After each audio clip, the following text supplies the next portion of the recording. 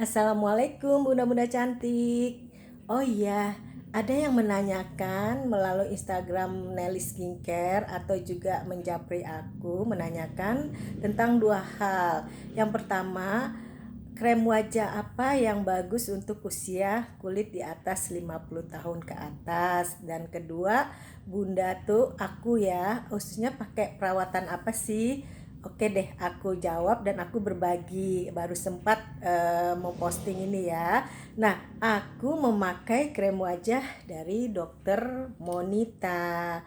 Nah, memang pada usia 50 tahun ke atas itu kulit sudah mulai memudar, kecerahannya juga sudah mulai flek-fleknya terlihat dan garis-garis keriput juga sudah mulai muncul dan serta juga kekenyalan kulit juga sudah mulai mengendur, kelembapan